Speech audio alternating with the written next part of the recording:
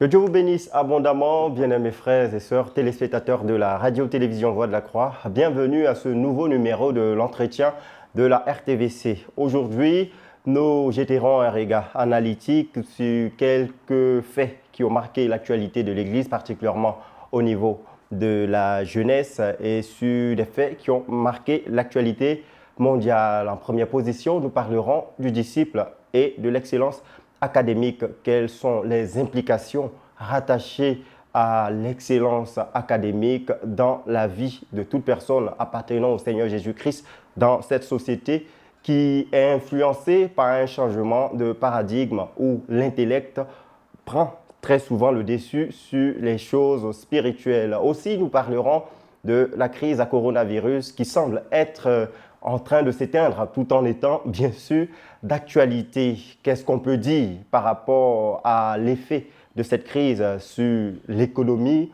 ou la politique mondiale? Aussi, nous parlerons d'un autre point qui a marqué l'actualité, surtout les relations entre la France et l'Afrique, c'est-à-dire le sommet Afrique-France qui s'est tenu du 7 au 9 octobre à Montpellier. Et un dernier point qui fera objet d'échange sur ce plateau, c'est bien sûr la responsabilité sociale du disciple. Des concepts qui suscitent bien sûr beaucoup d'interrogations dans votre esprit. Il est évident que je ne suis pas exclu de ces interrogations, mais nous avons pour en parler une personne référentielle qui pourra nous édifier par rapport à tout ce dont nous parlerons. Il s'agit de notre invité du jour, le professeur Gérard-Marie Messina. Il est sémiopolitiste, professeur d'université, intervenant dans plusieurs universités et instituts supérieurs, notamment l'université Yaoundé 1 et l'université Yaoundé 2, sans oublier l'Institut des relations internationales du Cameroun et l'université panafricaine de Yaoundé. Merci beaucoup d'avoir répondu à notre invitation. C'était un honneur pour nous de vous recevoir sur notre plateau, professeur. C'est moi qui vous remercie. Tout le plaisir est le mien de pouvoir modestement contribuer autant que faire se peut à éclairer les nombreux téléspectateurs de la radio-télévision Voix de la Croix sur ces importantes questions. Le premier point que nous allons développer, le 10 octobre dernier, la JCMCI, à entendre la jeunesse de la communauté missionnaire chrétienne internationale, section Côte d'Ivoire, a organisé la première édition de sa journée de l'excellence. L'objectif était de développer dans le cœur des élèves et étudiants de l'Église la culture de l'excellence en tant qu'un modèle d'excellence dans notre communauté. Quel est le regard que vous portez sur un tel événement et quels sont ses enjeux? C'est une activité à saluer. Ça montre que l'Église a compris effectivement sa mission, une mission éminemment sociale, parce que la prospérité de l'Église dans la durée dépend de la qualité des disciples qu'elle forme. Et la jeunesse est le socle principal de la formation durable. Il faudrait peut-être, de prime abord, relever à toute fin utile que l'école est un exercice essentiellement spirituel. L'école est un exercice qui interpelle, qui appelle et qui met en mouvement l'esprit. Je parle de la formation et l'excellence.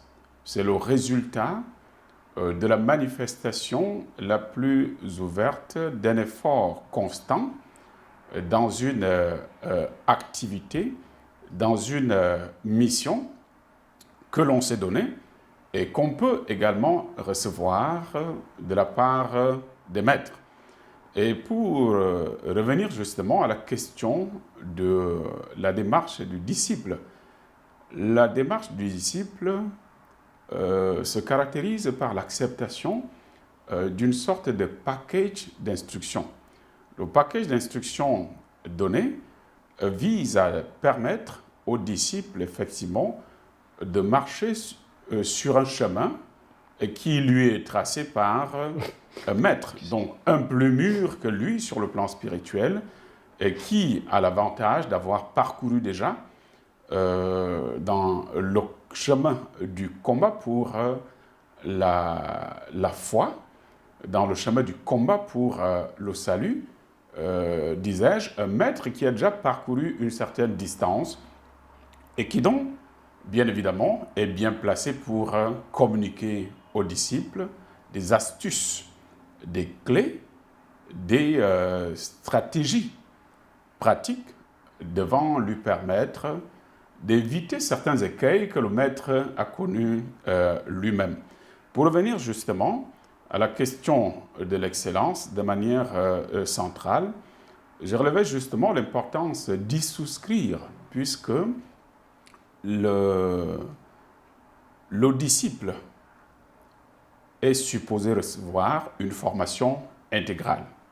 Formation intégrale, déjà, avec une variable, une dimension spirituelle très importante qui représente le socle de tout, et la dimension spirituelle englobe ou alors entraîne la prise en compte de la dimension morale étant la manifestation de la substance spirituelle reçue dans le cadre, cette fois-ci, de notre rapport au monde, du rapport du disciple au monde. En d'autres termes, comment est-ce que le jeune interagit avec ses camarades au niveau de l'école primaire, au niveau du secondaire, au niveau de l'université, y compris ceux qui n'ont pas eu le privilège de bénéficier du même type d'accompagnement spirituel que lui a reçu, c'est-à-dire un ensemble de préceptes qui le guident et qui lui donnent la possibilité de manifester l'excellence déjà sur le plan, j'allais dire spirituel, et notamment sur le plan moral, c'est-à-dire ce qui est visible dans le rapport à autrui dans la société. Et donc, en termes de témoignage également, l'excellence, la démarche dans le chemin de l'excellence par le disciple lui donne la possibilité de rester très très concentré sur les missions qui lui sont assignées cette fois-là au niveau de la formation scolaire, de la formation universitaire au sein de laquelle il se déploie. Et l'équation revient donc à comment travailler à convertir le contenu spirituel qu'on reçoit dans le cadre de la formation à l'Église, dans le cadre de la formation au sein de la famille chrétienne, comment convertir cette substance en énergie intellectuelle, Et donc, la concentration dont on a bénéficié, l'accompagnement dont on a bénéficié se manifeste donc dans la concentration en termes de gestion des missions qui sont assignées à l'élève, à l'étudiant. De manière un peu plus simple, on a un certain nombre de leçons. Comment est-ce que je me comporte face aux leçons que j'ai reçues et que je suis supposé assimiler? Et il faudra donc un certain nombre de caractères spirituels, au nombre desquels, par exemple, sans les citer exhaustivement, l'humilité, la simplicité, l'obéissance, parce qu'on ne peut pas apprendre et exceller à l'école si on n'obéit pas. Le maître, cette fois-là, au niveau de l'institution scolaire ou académique, a la position du maître spirituel au niveau de l'Église. Et donc, l'obéissance à ce maître-là, auquel on fait confiance, face auquel on active la foi, l'obéissance au maître permet de recevoir en toute humilité, d'accepter les éléments qu'il met à notre disposition pour nous guider. Et une fois qu'on a suivi en toute humilité, en toute simplicité, on peut donc être en mesure de reproduire justement les mécanismes qui permettent d'obtenir un résultat intéressant. Et il faut le dire peut-être en passant, la plupart des sociétés qui, sur le plan économique, ont prospéré, sur le plan politique, sont celles qui, en amont, ont réussi l'exploit de former des disciples de manière intégrale, c'est-à-dire établir des connexions utiles entre ce que le disciple reçoit au sein de l'Église, au sein de la famille chrétienne, et la mission qu'il est supposé remplir sur le plan social plus tard, en passant justement par le moule de l'école. Et donc, pour revenir à la préoccupation initiale, une telle initiative est à saluer. Je parlais des sociétés qui ont prospéré tout à l'heure pour citer l'exemple des États-Unis, pays au sein duquel la foi continue à occuper une place extrêmement importante, y compris dans le débat public. Vous le savez, dans ce pays-là, il y a des compagnies aériennes qui ne sont pas inclines à recruter des nets nouveaux parce qu'on en tient compte et on sait effectivement que le jour de l'enlèvement, le pilote chrétien va disparaître de l'avion et puis l'avion va continuer seul comme un drone sans responsable du pilotage. Et donc, vous comprenez tout de suite, parce qu'on en tient compte. Quelle est votre foi? Vous l'affichez et on ne vous recrute pas. Pas parce que vous êtes mauvais, mais parce que le responsable de la structure qui a fonctionné sur la base de la foi, c'est que c'est une réalité, ce n'est pas du pipeau. Voilà. Je pense que ce sont des expériences sur lesquelles il faut insister, à reprendre. Mais maintenant, on pourrait aussi interroger le mécanisme général qui permettrait justement une sorte de sécurisation systématique du couloir vers l'excellence durable, l'excellence permanente, l'excellence, j'allais dire, définitive.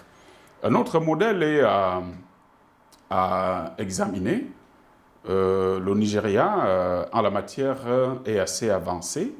Lorsqu'on a vu aujourd'hui les réalités auxquelles nous faisons face en termes de difficultés à pouvoir maîtriser l'évolution non seulement spirituelle des produits de l'Église, des disciples, mais aussi leur évolution morale au regard justement de ce que les normes éthiques en vigueur dans certaines formations scolaires, académiques, ne sont pas toujours exactement le reflet de la bonne éducation d'excellence reçue par les disciples au niveau de l'Église. Il faudrait donc pouvoir réfléchir dans le sens de la sécurisation justement de l'évolution de ces produits en optant pour la création d'un certain nombre de formations scolaires, un certain nombre de formations académiques, parce que la logique mercantiliste, le grand marché aujourd'hui veut que l'éducation, c'est un domaine essentiellement rentable pour beaucoup, et donc, à un moment donné, on ne balance plus les choses de manière à pouvoir établir le lien utile entre l'investissement technique, intellectuel, moral et même spirituel. Surtout, j'insiste, l'école est une activité essentiellement spirituelle. Qu'on ne vous dise pas le contraire. Et la rentabilité économico-sociale. Certains privilégient justement la rentabilité économique au détriment de la rentabilité spirituelle, morale, intellectuelle, qui constitue le vrai fondement de la prospérité durable des sociétés. Quelqu'un s'est amusé à dire que pour détruire une nation, cela n'est pas difficile. Il suffit simplement de corrompre le système scolaire, de filer des mauvaises formations aux produits de la dite société, et sa destruction est garantie de manière durable. Et donc, on peut y penser. Et aujourd'hui, vous le savez, avec justement la crise à coronavirus dont on va parler tout à l'heure, tout le système est complètement bouleversé, complètement déglingué. Et aujourd'hui, il y a des systèmes de mi-temps dont le volume horaire qui garantirait l'excellence n'est plus démise. Et donc, naturellement, il serait difficile qu'avec 4 heures, par exemple, c'est quelque chose que j'ai vécu personnellement, même au niveau du Cameroun, j'ai dû enlever mes enfants d'une formation scolaire qui se caractérisait par l'excellence dans le passé et qui, à cause justement de la crise à coronavirus, a dû connaître des défis importants de gestion des effectifs et avec obligation de division des classes et donc de mise en œuvre de la mi-temps, ce qu'on appelle mi-temps. Et puis voilà, vous avez environ 4 heures de cours. Est-ce qu'un tel volume serait de nature à privilégier l'atteinte de l'objectif d'excellence? Ok. Et donc, professeur, pendant que vous êtes en train de parler, ça nous conduit déjà au deuxième volet. Si on doit bien comprendre, le disciple a déjà toutes les vertus qui peuvent faciliter son excellence au niveau de l'école, c'est-à-dire s'il crée une corrélation entre ce qu'il apprend dans l'église avec les défis académiques. Il a l'obligation de le faire. Il a l'obligation de le faire. S'il ne le fait pas, il faut bien l'expliquer. S'il n'établit pas cette corrélation-là, c'est un échec garanti. Ah, d'accord. C'est un échec garanti, c'est obligatoire. Mon témoignage personnel, et rapidement, il y a le pasteur Boniface Meignet, étudiant à l'étranger. Voilà, quand il revient des vacances, il interroge mon entourage. Il faut dire, j'ai eu le privilège d'être son cadet. Il interroge mon entourage, c'est-à-dire mes amis, mes camarades de classe. Leur niveau d'excellence, approximativement, n'est pas proche du mien. Le conseil qu'il me donne automatiquement, c'est de m'en débarrasser.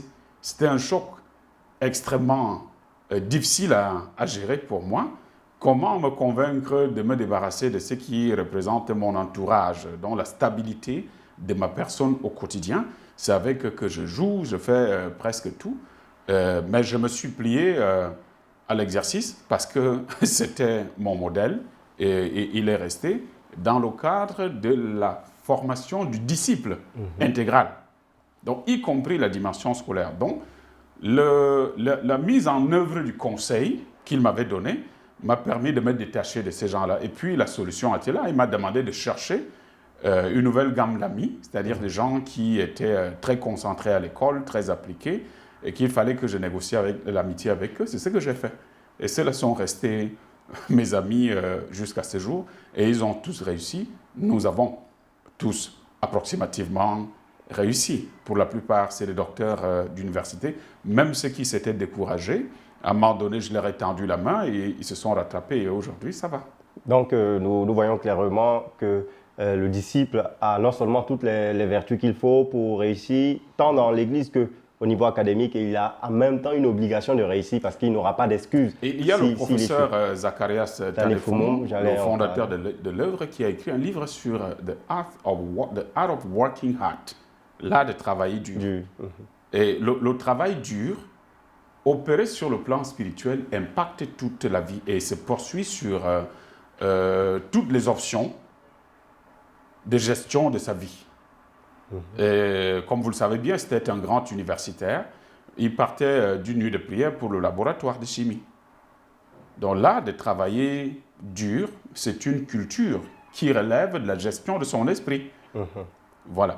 Donc vous pouvez choisir d'aller au bar, pendant que d'autres ont choisi d'aller dans un laboratoire de chimie.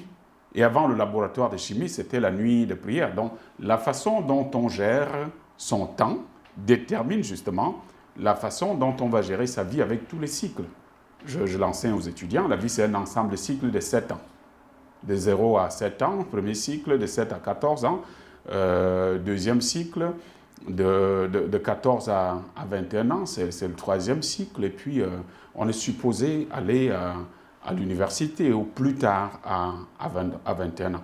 De 21 ans à 28, voilà, on a fait une école d'ingénieur, on a été à l'école normale, on a fait tout ce qu'on voulait, on voulait le doctorat, on l'obtient.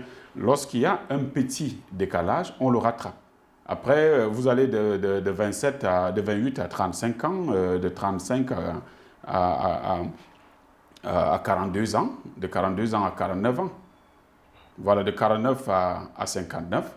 Donc, si à ce niveau-là, vous n'avez pas une vie stable avec des réalisations, c'est-à-dire vous commencez à penser à la retraite, pour ceux qui ont un cycle professionnel suffisamment long, il faut être stable de 56 à 63.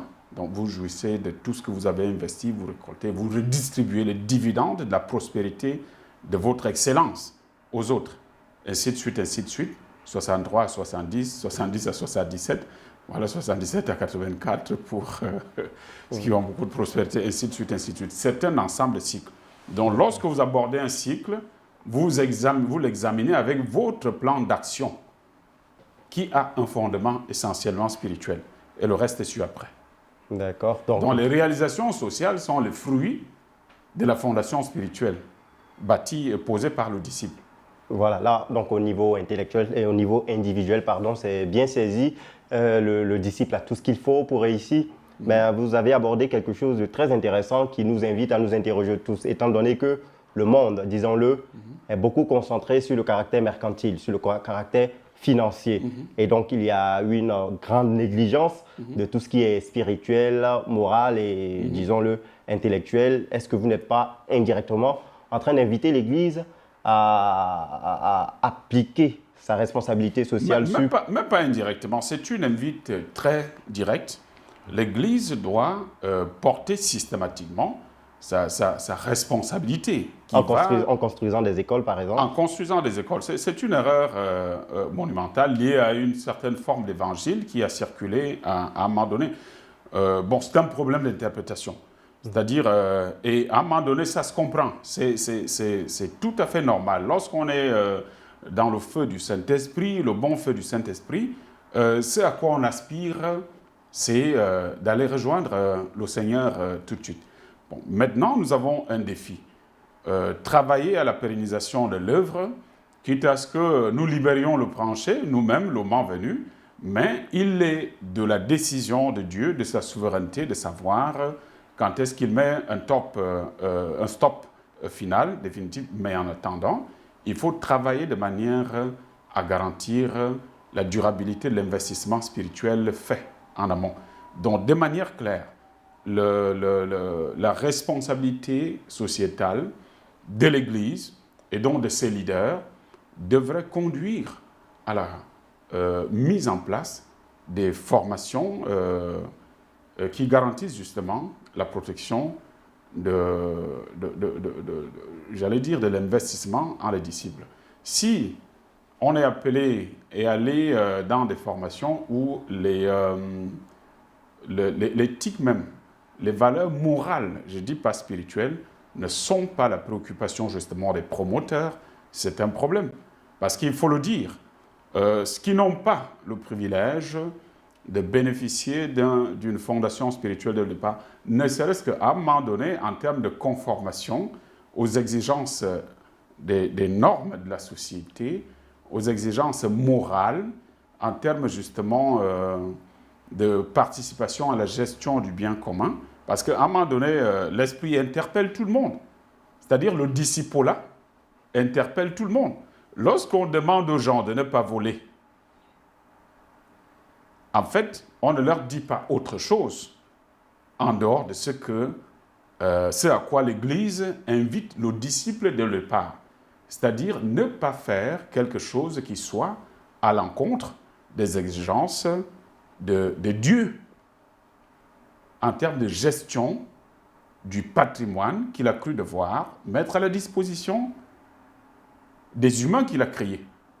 Lorsqu'on vous dit de ne pas détourner, bon, maintenant, lorsqu'on n'a pas eu cette fondation-là, lorsqu'on n'a pas eu, les autres parlent de contrition, attrition, c'est des termes compliqués, bref, un remords qui t'amène à te dire, bon, ce que je devrais faire là, est-ce que ce n'est pas bon? Et puis, il y en a qui, parce qu'ils n'ont pas connu les couloirs du disciple-là, se sentent tellement à l'aise dans la gestion du péché qu'ils se foutent complètement de ce que vous appelez loi morale. Okay. Que les autres ne perçoivent pas comme péché, mais disons même la loi morale.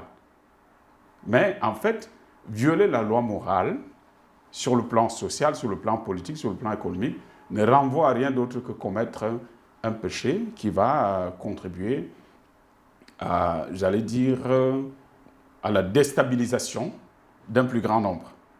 Lorsqu'on a volé de l'argent qui était destiné à la prospérité collective, c'est qu'on a contribué à déstabiliser la société. C'est qu'on a contribué à tuer même davantage beaucoup de gens indirectement.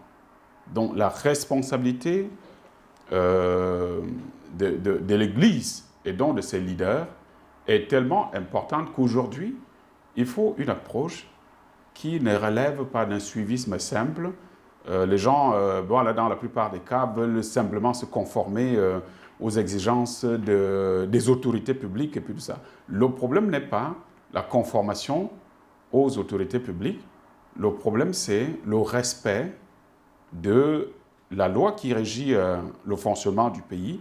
Mais maintenant, les chrétiens ont la responsabilité d'anticiper, ils ont la responsabilité de fonctionner comme ce qu'on appelle des think tanks.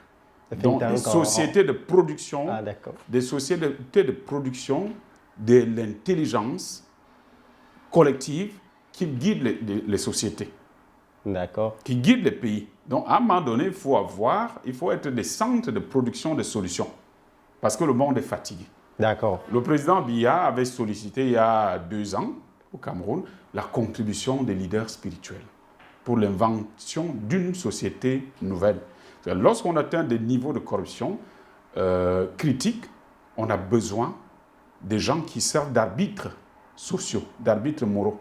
Et l'arbitrage moral, on se comprend bien. En termes de déploiement dans la société, ne viendrait que des leaders spirituels, des chrétiens, dont le témoignage est de nature à convaincre les autres en termes de solutions au changement, à la transformation positive de la société.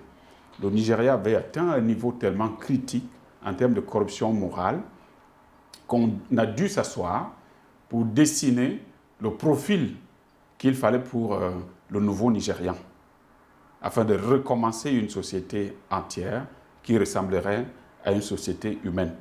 Mais l'impact est tellement grave qu'aujourd'hui, lorsque je sors du Ghana, lorsque vous êtes à Accra, vous voyez quelqu'un conduire un véhicule. Son attitude sur la route permet de savoir qu'il n'est pas ghanéen. Parce qu'il y a des habitudes qui relèvent de la collectivité, j'allais dire morale. Il y a des attitudes collectives sur le plan moral. Le Ghanéen est posé, il va doucement, il respecte la ligne. Mais lorsque vous voyez quelqu'un qui vient, il double 3, 4 voitures, 5, dans une posture pas intéressante, en général, au niveau de l'Accra, c'est des Nigérians. Voilà. Et lorsque vous allez à Yaoundé, c'est un peu le même comportement. D'accord. Et c'est compliqué. Il faut faire un travail spirituel. Donc maintenant, ça veut dire que celui qui a échappé à la discipline à l'église, ça devient difficile de le rattraper parce qu'il ne sait pas être disciple. La responsabilité du leader maintenant, c'est aller en aval, tenter de nouvelles actions de récupération. Dans le domaine de l'éducation, on parle d'andragogie. L'andragogie est plus complexe et plus compliquée que la pédagogie. L'andragogie, c'est l'enseignement des adultes. J'ai des principes lorsque j'enseigne en contexte de pédagogie. Les étudiants n'entrent pas après moi, mais en contexte d'andragogie, j'ai enseigné au Centre régional africain d'administration du travail. Vous avez votre étudiante qui est une grand-mère. Elle sort de notre pays. Il faut gérer à la fois son mari qui est resté au pays, ses enfants et ses petits-enfants. Donc, si tu ne comprends pas la nécessité de tolérer un retard de 15 minutes et puis parce qu'on n'est pas en contexte d'andragogie, c'est compliqué. Ça veut dire que c'est plus difficile de rattraper en aval parce qu'il y a eu beaucoup de dégâts. Mais l'Église a la responsabilité aujourd'hui que le monde est fatigué d'entreprendre des actions de récupération. Donc l'Église a la solution pour l'Église a la solution. Récapituler. Le disciple a tout ce qu'il faut pour être un modèle d'excellence dans la société. Et l'Église et les disciples évoluant dans l'Église a tous les atouts et l'Église a la responsabilité de mettre à la disposition de la société tous ces atouts-là qui pourront contribuer au bien-être social. Effectivement. En termes d'illustration, juste rapidement, le travail que le professeur Zacharias Stanifomum avait fait, parce que sur le plan scientifique, il a eu le titre, il a eu l'award de Doctor of Science de la reine d'Angleterre. Donc, lorsqu'on reconnaît dans le système anglais Lorsqu'on reconnaît quelqu'un comme Doctor of Science, ça veut dire que vous avez atteint le niveau de l'excellence suprême académique. Il n'y a pas mieux que ça. Donc, Doctor of Science, c'est une sorte c'est des formes de prix Nobel compliquées, disons-le. Mais qui, peut-être dans notre système, ne bénéficient pas de la même publicité et du même marketing. Mais pour les gens qui savent ce qu'on appelle Doctor of Science, et son travail et l'incitation justement à exceller, tout cela fait que les disciples, les chrétiens, les nœuds nouveaux soient respectés au Cameroun. Parce qu'on savait que c'était une affaire de cancre. Lorsqu'on avait raté sa vie, on pouvait aller à l'église. Il a prouvé le contraire. Et ça a contribué à transformer substantiellement la société camerounaise. On a eu de très hauts cadres de la République qui sont des disciples jusqu'à présent. Voilà, merci beaucoup, professeur, pour toutes ces lumières et richesses partagées sur ces deux premiers points que nous devons aborder. Si vous nous prenez en marche, nous sommes dans l'entretien de la RTVC. Nous sommes avec le professeur Gérard-Marie Messina. Il est sémiopolitiste et professeur d'université. Nous venons d'égrener les deux premiers points de notre échange d'aujourd'hui relatif aux disciples et l'excellence académique et la responsabilité sociétale du disciple et de l'Église par rapport à tous les détails qu'il vient de donner. Je peux dire que c'est comme ça qu'on peut reformuler ces deux points que nous avons abordés au départ. Nous passons maintenant, professeur, à l'actualité qui a marqué le monde rapidement. Le premier point, nous en avons parlé dans notre dernier entretien. Le coronavirus en 2020 a été à la une de toutes les réflexions, de toutes les planifications. On pensait que c'était peut-être le chaos. Donc quand même, se sont apprêtés au retour du Seigneur et c'était vraiment, il y avait de quoi le faire. Nous tendons vers la fin de la crise, tandis qu'on entend toujours parler vaccins et autres. Quel est le regard en tant que sémiopolitiste que vous portez sur cette crise sanitaire qui est en train de décliner dans l'échelle de son influence sur la planète? Bon, à propos du coronavirus, la lecture qu'on peut en faire aujourd'hui ne va pas s'éloigner de celle qu'on a effectuée il y a quelques temps. Voilà, on peut avoir une lecture beaucoup plus simple de la grande crise à coronavirus et dire qu'en réalité, les entrepreneurs de cette grande crise ne s'attendaient pas à la qualité de la gestion qui a été mise en place. Déjà, la crise a eu la particularité de susciter des égoïsmes avec, premièrement, la fermeture des frontières. Chacun a essayé dans son pays, contrairement à la mouvance du libéralisme tous azimuts, chacun a essayé, disais-je, de concevoir une gestion assez spécifique, tournant autour de la fermeture des frontières. Et les pays aussi, d'une manière ou d'une autre, ont développé des systèmes d'intelligence économique qui leur ont permis de mettre en place certains des types de barrières économiques pour contribuer justement à la survie économique de leurs différents pays. Vous voyez, quand je pars de Yaoundé, je fais des tests. Bon, heureusement, au Cameroun, le gouvernement continue à tout supporter. Lorsque vous partez de Yaoundé pour Accra, vous faites un enregistrement en ligne et vous payez $150. Lorsque vous arrivez à Accra, vous faites votre test et après la mission, vous faites un nouveau test et vous payez $150. Ça fait $300 à Accra pour le coronavirus. Donc vous êtes en transit à Abidjan, vous montrez les résultats obtenus à Accra, vous continuez à Yaoundé et la même nuit, on vous fait faire un test. Voilà, et le gouvernement se charge de cela. Bref, qu'est-ce que je veux dire? Je veux dire que les entrepreneurs principaux de la crise ont d'une certaine façon commencé à perdre la main. D'abord, la concurrence entre les différentes compagnies pharmaceutiques avec leurs différents produits. Ici, c'est AstraZeneca, là, c'est Pfizer, là, c'est Johnson Johnson.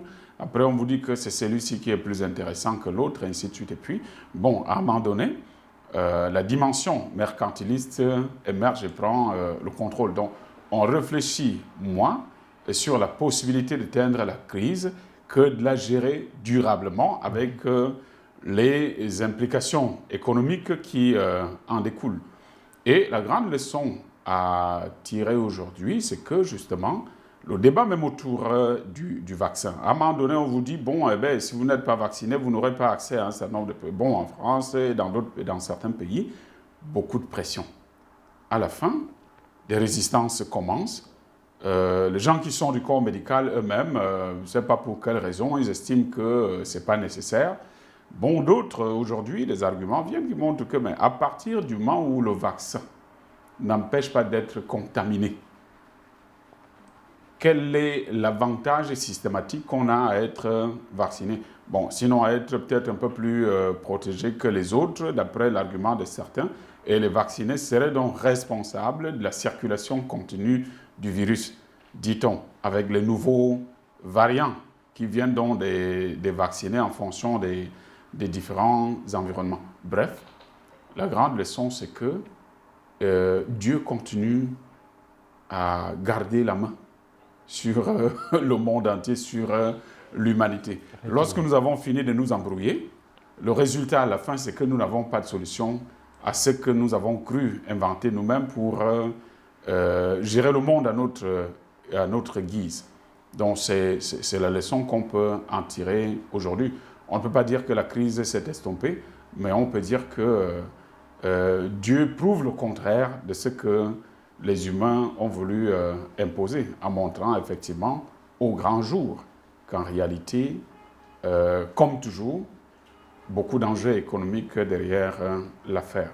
La responsabilité justement de l'Église aujourd'hui, c'est de garder, rester lucide et de continuer à prier pour voilà, l'essoufflement du projet de ceux qui ont cru devoir imposer quelque chose de terriblement fort, négatif, qui rentre dans le paradigme, qui relève des préoccupations, des grandes crises, qui sont, comme je le disais tout à l'heure, en général, une conception bien orchestrée. Donc, merci beaucoup, professeur, pour ces détails donnés sur l'actualité en rapport avec la crise à coronavirus. Occasion pour nous, en même temps, de passer au dernier point de notre entretien, portant sur le sommet Afrique-France, tenu du 7 au 9 octobre à Montpellier, en France. La particularité de cette édition, c'est que le gouvernement français, chapeauté par le président Emmanuel Macron, a sollicité la jeunesse et les sociétés civiles au détriment de la présence des chefs d'État. Et nous avons vu beaucoup de propos panafricanistes. Ça semblait être une occasion pour cette nouvelle génération de l'Afrique de rappeler certaines choses qu'ils avaient depuis longtemps sur le cœur. En tant que sémiopolitiste, vous avez certainement suivi avec intérêt cette rencontre. Quelle analyse vous pouvez porter sur elle? Il faut dire que ce ne serait pas intéressant de souscrire aux plaintes ordinaires du profane qui, en général, peut se dire, bon, voici comment les choses se font habituellement, et à ce niveau, ça a changé, bon, on aurait dû continuer à appeler les chefs d'État. Déjà, ce n'est pas normal que des chefs d'État de tout un continent se rassemblent dans un État pour, voilà, certainement recevoir des instructions, un agenda spécifique. Le développement n'est pas différent du discipulat dont on parlait tout à l'heure. La vérité, c'est que lorsque vous avez reçu une bonne formation, vous allez atteindre un niveau qui vous permettrait de vous affranchir et de continuer l'œuvre en formant d'autres disciples. Lorsqu'on est accompagné systématiquement, jusqu'à la fin de ses jours sans avoir la possibilité d'accompagner. C'est un problème. Donc le sommet en lui-même est multiplement problématique.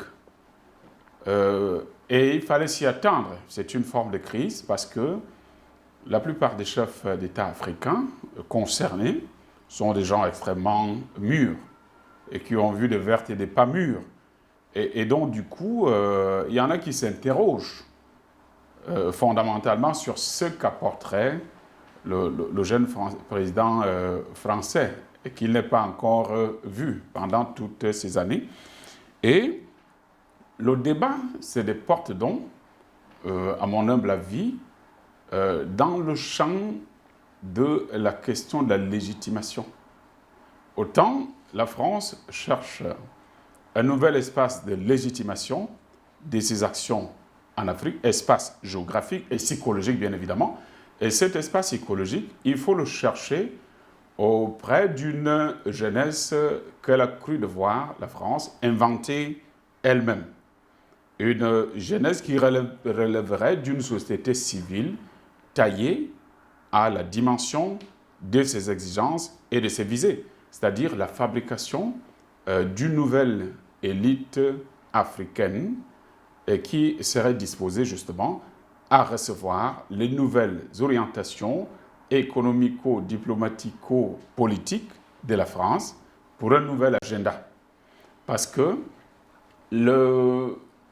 les anciens partenaires, ou alors les anciennes figures de la France-Afrique semblent peu disposées à continuer à systématiquement coopérer.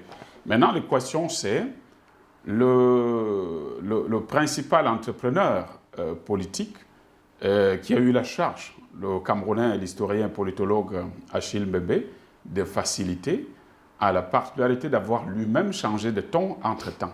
Et donc, du coup, c'est un peu comme la reconnaissance d'un nouveau maître qu'on légitime, qui a besoin d'être légitimé, et le maître aussi qui a le pouvoir de légitimation, parce qu'on est dans la dialectique du centre et de la périphérie. La France représentant le centre, les pays africains représentant la périphérie, et les éléments de la périphérie qui sont reconnus bénéficient d'une sorte de promotion. Et en termes de rapport dialogique, pas de grande différence entre l'esclave d'hier ou le colonisé et le colon. Il s'est toujours tissé ce type de relation préférentielle entre le colon et le colonisé préféré, le plus sympa, le plus gentil, le plus disposé à écouter et à avancer. C'est un peu comme dans Une tempête de Césaire, les rapports entre Prospero et Caliban, le noir, le colonisé dur, esclave qui rejette toute offre du colonisateur, et naturellement Ariel, qui est beaucoup plus disposé à coopérer parce qu'il revendique une dimension du maître en lui. Et donc on est dans la dialectique du maître et de l'esclave. Le maître, pour être reconnu comme maître, a besoin que l'esclave le reconnaisse et l'établisse. Comme Prospero dit à Caliban qu'il voudrait qu'il mange dans sa main. Donc le maître est maître parce que l'esclave accepte d'être esclave. Et lorsque l'esclave rejette l'offre du maître, il refuse de légitimer le maître. Et donc c'est lui qui devient le maître, et le maître colon ou colonisateur se met en position d'esclave parce qu'il faut négocier justement la continuation du partenariat. La poursuite systématique de la coopération. Parce que le problème posé par les Ndongo Samba Sylla, l'économiste sénégalais, et les autres, c'est de voir pourquoi ne pas laisser le soin à l'Afrique d'entreprendre elle-même ses propres politiques, y compris la question de la création et de la gestion de sa propre monnaie à partir d'une déconnexion totale. En réalité, s'il faut lire du point de vue un point de vue essentiellement chrétien, essentiellement biblique, vous comprendrez qu'en réalité, la solution ne viendrait ni de la soumission de l'ancienne élite reconnue d'Afrique vis-à-vis de la France, ni de la soumission de la nouvelle élite qui serait même beaucoup plus prête et beaucoup plus incline à se compromettre davantage pour se légitimer et légitimer dans un nouveau contrat. En réalité, ce qu'il y a lieu de comprendre, c'est que la bénédiction ne vient ni de l'Orient, ni de l'Occident, ni du désert, mais elle vient essentiellement de l'Éternel. Une fois de plus, la responsabilité de l'Église est donc de gérer spirituellement ces grandes questions géostratégiques et les négocier justement dans la prière, au-delà de l'action, j'allais dire, sociale. Parce qu'il y a différents niveaux. Il y a des niveaux où l'Église est appelée à agir dans la société pour la transformation directe après le travail de prière. Il y a des dimensions où l'Église est appelée à récupérer les enjeux géostratégiques, géopolitiques, pour les retravailler justement dans le règne spirituel. Parce que, en fait, les liens dont on parle en termes de brisement au niveau individuel et au niveau familial, il y en a aussi. Il y a des liens qu'il faut briser au niveau des relations internationales. Il y a des sortes de mariages occultes entre des pays. Encore, il faut le savoir, des pays ont un sexe. Il y a des pays qui sont de sexe féminin, il y en a d'autres qui sont de sexe masculin. Voilà. Donc il y a des concubinages occultes entre pays, il y a des mariages occultes, il y a des mariages spirituels qu'il faut travailler à briser.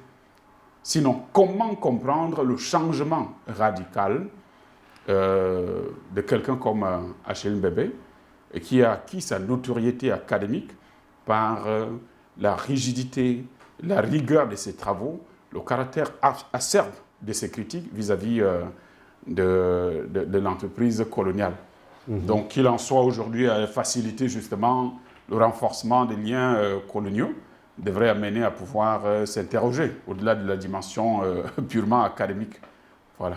Voilà, donc merci beaucoup, professeur. Nous rappelons que le professeur Gérard-Marie Messina est sémiopolitiste, professeur à l'Université de Yaoundé 1 et à l'Université de Yaoundé 2 et à l'Institut des Relations internationales du Cameroun, ainsi qu'à l'Université panafricaine de Yaoundé. Avec lui, nous avons abordé principalement 4 points. Premièrement, l'excellence académique et le disciple aussi, la responsabilité sociale de l'Église.